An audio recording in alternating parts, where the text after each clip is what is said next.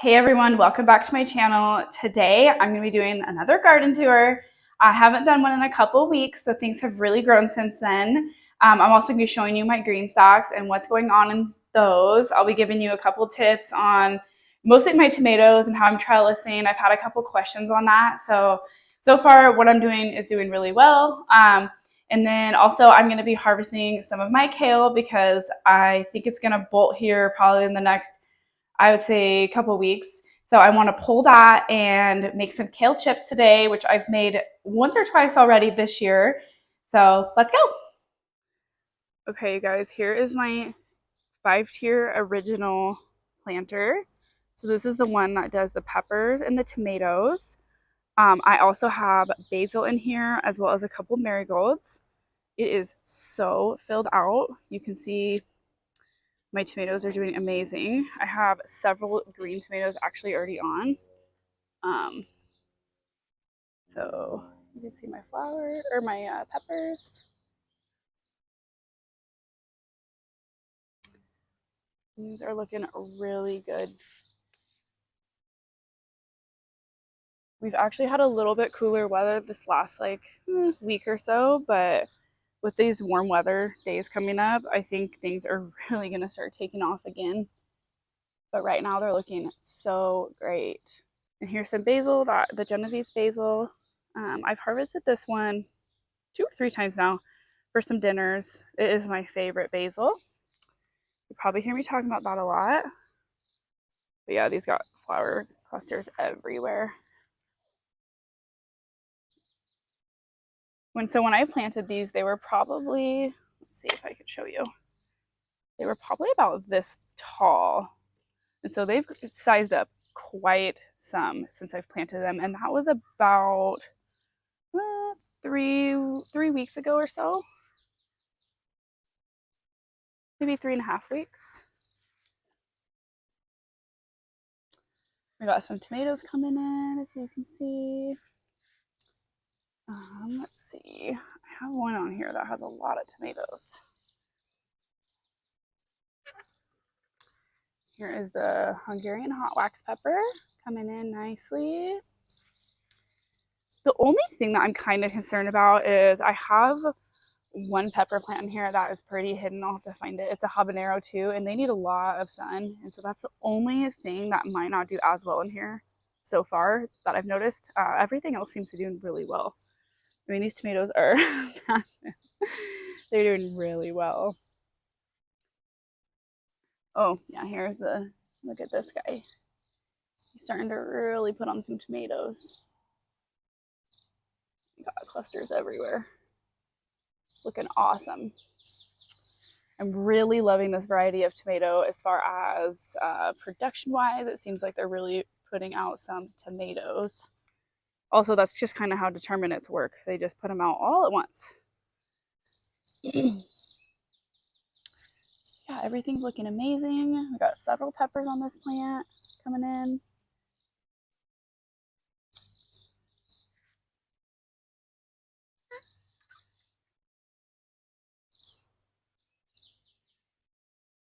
So yeah, guys, this is what it's looking like. I'm super happy with it. It is very filled out. These flowers, these will all be tomatoes. I also did not determinate tomatoes. Some people don't prune them, some people do. I chose not to prune them. I only pruned them when I planted them. And so I just pruned off some of the lower branches. But other than that, I do not prune any suckers off because that is a lot of determinants. That's how they get their tomatoes, is through those suckers.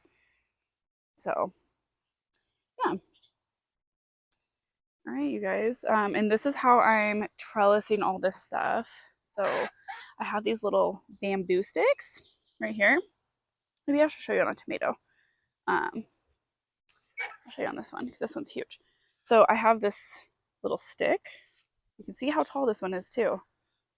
It goes from down here all the way up here, right? And I have this stick, and all I did is these are from the dollar store, but you can get them anywhere. And I just clip these little clips on right here.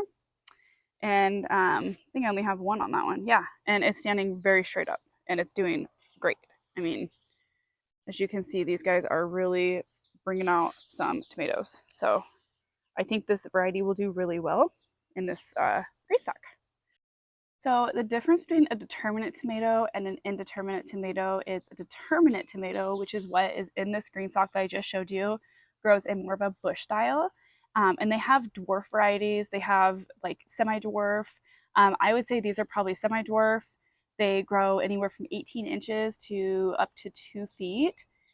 So they don't get really big, and they bush out, so they grow more into like a bush style. So if you a really good way to compare that is like bush bean compared to like a pole bean.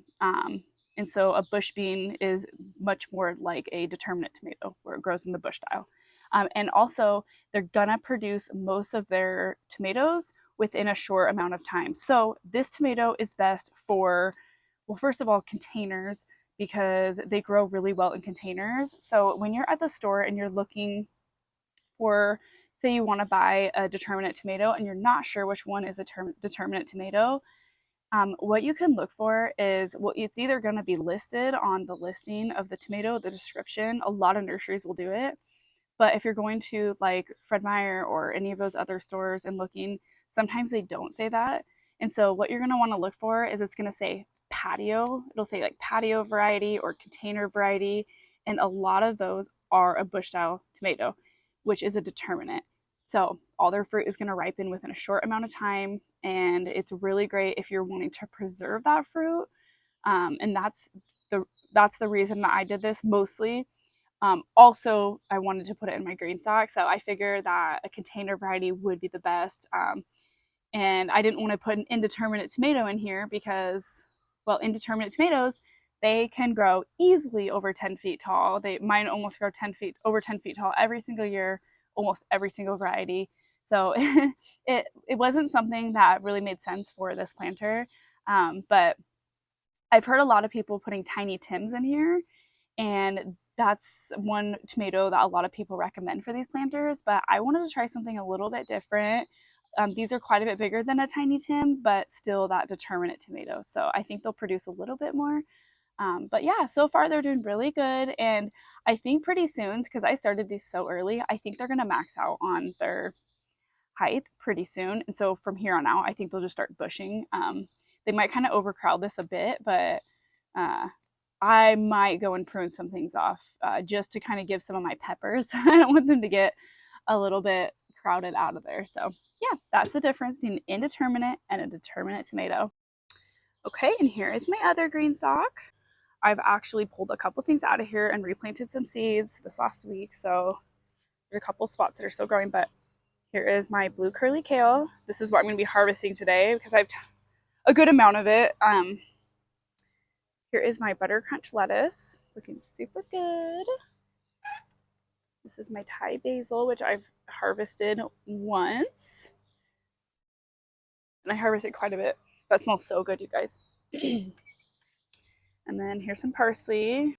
And then here is, something I'm really excited for. This is a seed from Baker Creek, and it is a Chinese spinach. And so it's purple and it is green. So this one I'm really, really excited for.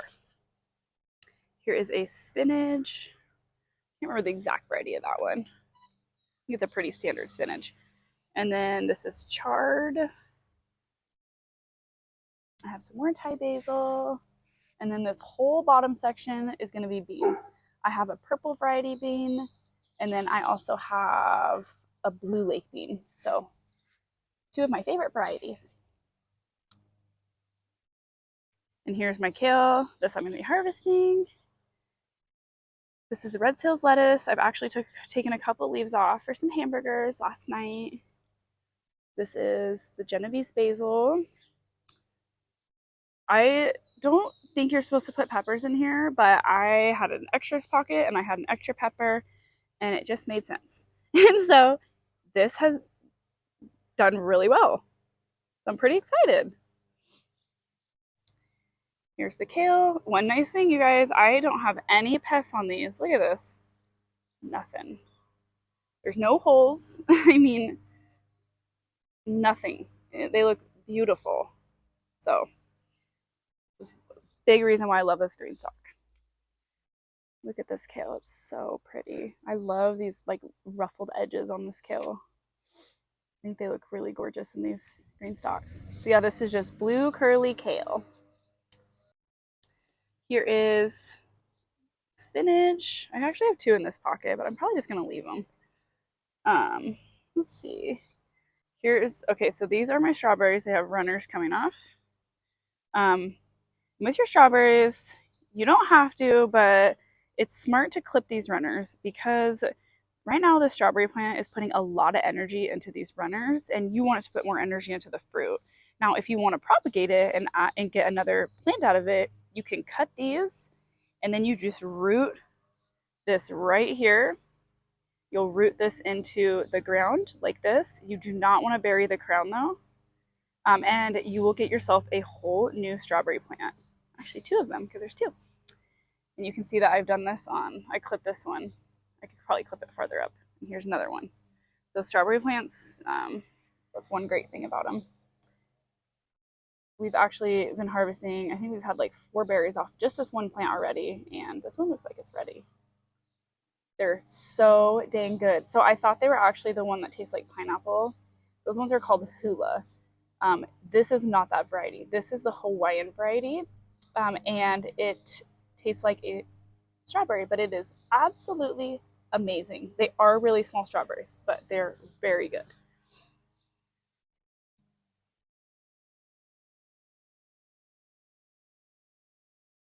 Another marigold. So yeah, guys, this is what it's looking like. Oh, here's one more lettuce. This is the black-seeded Simpson. And then down here, I have nasturtium. I think these look so beautiful and like kind of tropical. We got some mint back here, but mint is crazy. If you ever decide to put it in your garden, just remember it is like a weed. So if you want to, it's best to put it in a pot to control it. And then this is one of my tomatoes. This one was not doing very good when I got it, but it's actually doing a lot better now. I've given it a little bit of that Dr. Earth fertilizer and it's really starting to come alive. I got some snapdragons, another marigold, and then I have some zinnias. You can see them starting to come up, planted all along this edge. I think that'll be really pretty. And then this is a cucumber. Gosh, guys, I kind of forgot what cucumbers I put where. I don't know what variety this is. I kind of forgot. It's either dragon's egg or it's another cucumber that is from the Mediterranean. And I can't remember. I have 2 pretty unique cucumbers, so I'm kind of excited. And then this is my squash, which is starting to do really well. This is an acorn squash. Yeah, they got lots of flowers on them. Super excited for that one. That one's my favorite squash ever, hands down. So how I clip this kale, you guys, is I just clip it here.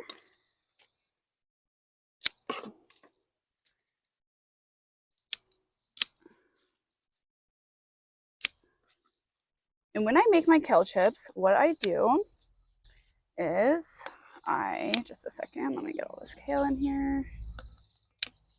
Okay. So you see the kale has this spine going down it. It's really easy to tear too. I just tear off these leaves on the sides and then I'll tear them into bite-sized pieces, not super small because they will shrink up. And I cook it in my air fryer. You can do it in your oven. I cook it on my air fryer, I believe at 400 degrees for about 4 to 5 minutes. It's pretty quick. But before that, I just take like a teaspoon of oil, and it kind of depends how much you have, but definitely start with less oil because it goes a lot farther than you think. And I take a teaspoon of oil and I just massage it into those pieces that I broke up. And I just lay it on the air fryer sheet and yeah, it'll crisp up. You can put salt and pepper on it. Sometimes I don't, sometimes I do. But remember, a little bit of salt and a little bit of pepper goes a long ways with these. So yeah. Clip these.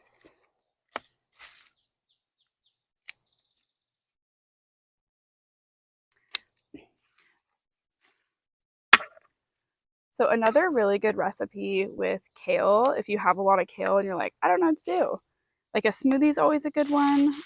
But another really good one is, I might be saying this wrong. I'm really bad at pronouncing things sometimes. Zuppa Toscana soup. Olive Garden actually has this soup, and that's how I found it years ago. But I've been making my own since then, and it is so dang delicious. And usually recipes don't like have you put that much in. I usually double my recipe or double my kale just to make it a little bit more nutritious. And the kale shrinks down to nothing, and I never feel like there's too much kale. And even people that tell me they don't like kale, I try to make the soup for them because I think they have a whole new appreciation for it. I think when you figure out how to cook with something, then how to get rid of some of those unwanted flavors, I think people have a whole new appreciation for that kind of food. And I think that's really cool to introduce them to it. And a lot of people just hasn't been introduced to it. So, hey, look at this. This is a big giant basket of kale. I actually have more in my garden. I have the red Russian kale, but this is, yeah, this will be plenty for kale chips. This will probably give me a good few servings, which you guys are getting so much nutrition with doing kale chips. And if you like chips, which I'm like the biggest chip like addict ever, it's terrible. This is a really great healthy alternative to, you know, the real chips. Like I got another one up here I kind of forgot about.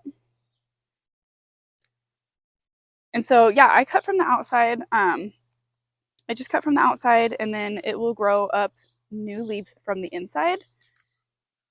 And I'm gonna actually put this down because it's getting a little bit full. Oh, here's another. I think this, look how beautiful this is. So pretty. It's really gorgeous in salads too. If you like to eat it that way. Some people don't. Some people think it's a little bitter. I don't. I like kale pretty much anyway. So here it is, you guys. A big old basket of kale. Here's some more Swiss chard right here. This is doing really good. Let's see. Here's some red sales lettuce. This one's like pretty small. They planted it not too long ago. Let's see, I think I've showed you guys everything. Yep. All right, let's move on to the garden. Okay, we cannot forget about the strawberries. Our strawberries have been coming in really nicely. I really should have thinned these out. I'm kind of mad at myself for not doing that, but they're starting to come in. Look at this. Nice, beautiful strawberry. You guys, if you're going to do strawberries, I highly, highly recommend doing them in containers because pests love slugs and potato bugs, at least in my area, love strawberries.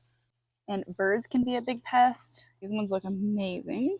No issues there.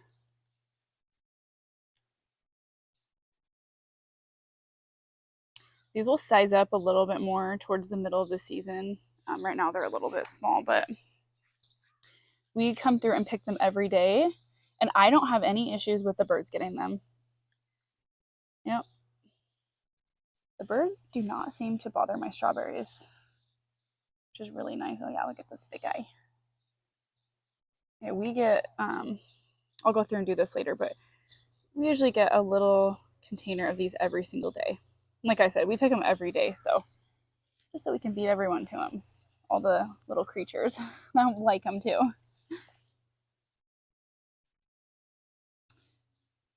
Yep. Look at that, you guys. Not one of these has any pest damage. That's amazing. Also, I'm super excited because I talked about my pear tree in my last garden tour, and it is coming out of its dormancy. Look at that. I thought it was just dormant, and it is. It was. So it's coming out of it now, and should be a little bit filled out this summer. So yeah, it'll be good. Probably won't get any pears off of it. I should be clipping all the flowers. That's what you're supposed to do the first year with these bare root trees.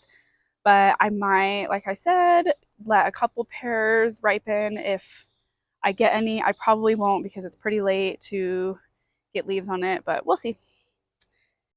Here's my daughter's super cute little garden. just doing so good. She has 5 determinate tomato plants in here, and they're doing really well.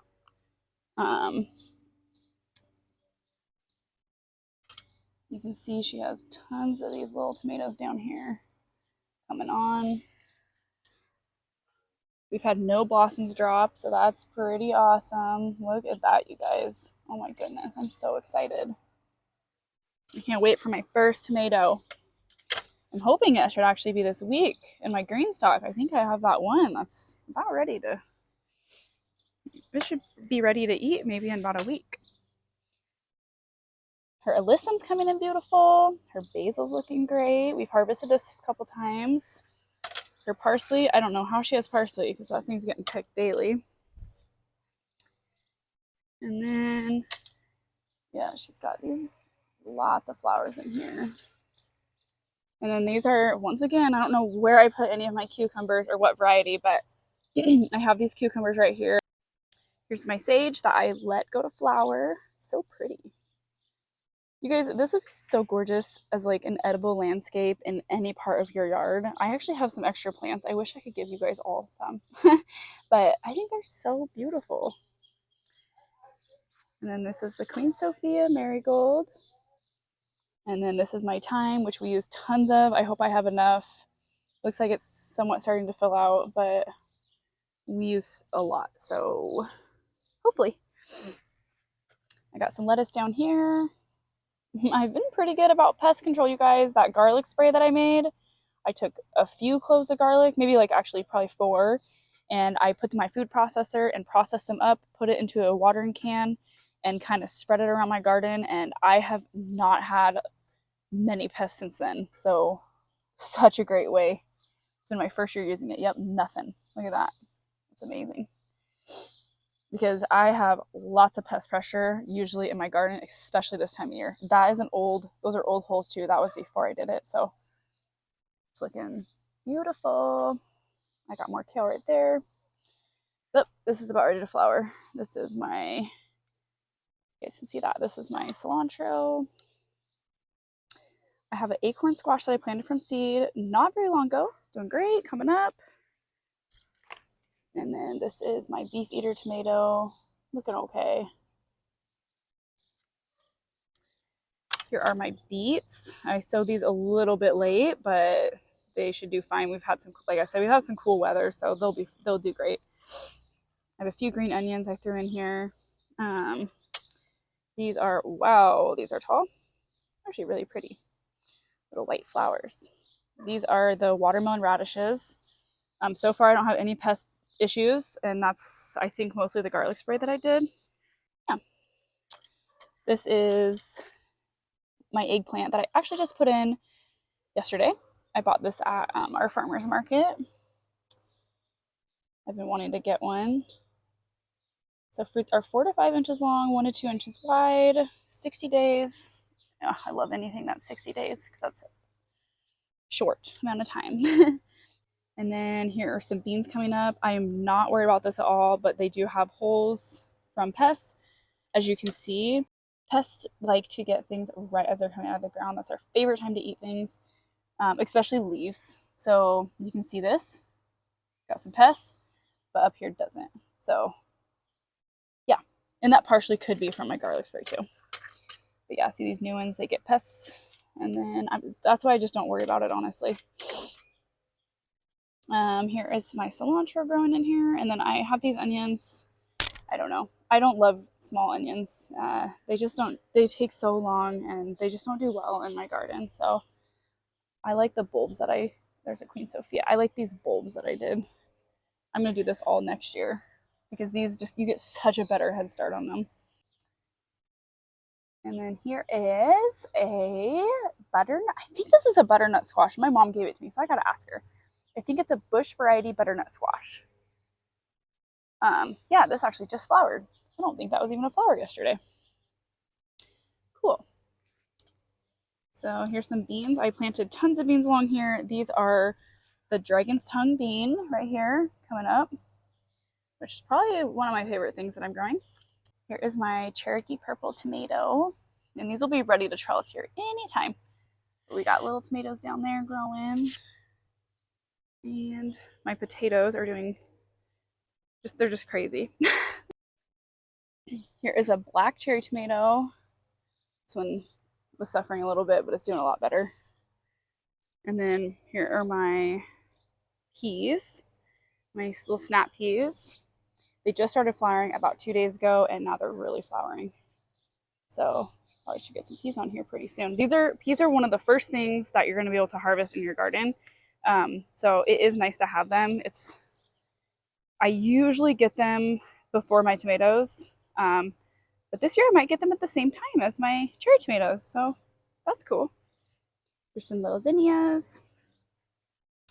Here's some bachelor buttons. Yes, I know I'm probably not supposed to, I should not introduce this to my yard, but because they're a wildflower and they do spread, but I love them, so I honestly do not mind.